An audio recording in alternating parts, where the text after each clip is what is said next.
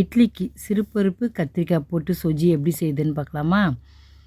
இட்லிக்கு ரொம்ப நல்லாயிருக்கும், தோசைக்கும் நல்லாயிருக்கும். அது எப்படி செய்யுது? சப்பாத்திக்கெலாம் வச்சு சாப்பிட முடியாது, இட்லி தோசைக்கு மட்டும்தான் செய்யணும், சாப்பிட முடியும்.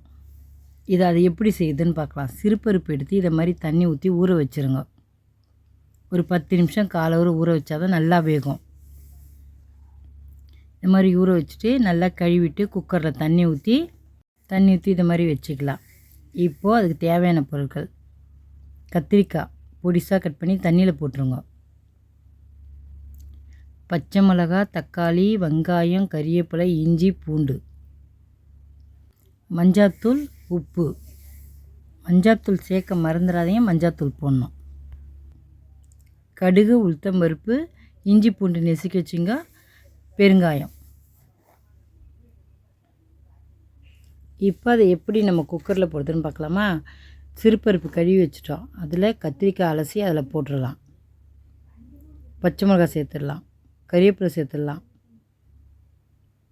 வெங்காயம்,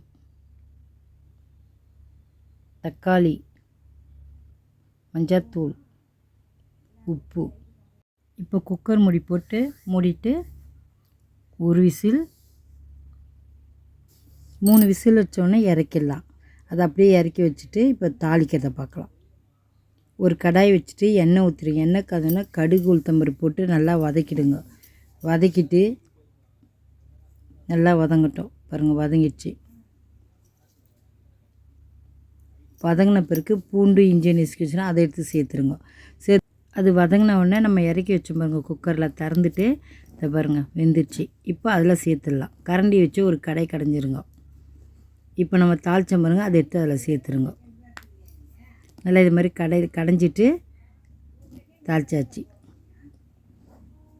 அவ்வளோதான், ரெடி ஆச்சு. இப்போ எல்லாத்தையும் சேர்த்து நல்லா கலக்கிட்டு 1 செகண்டு கேஸில் வச்சு ஒரு கொதி வந்தோடனே இறக்கிடலாம்.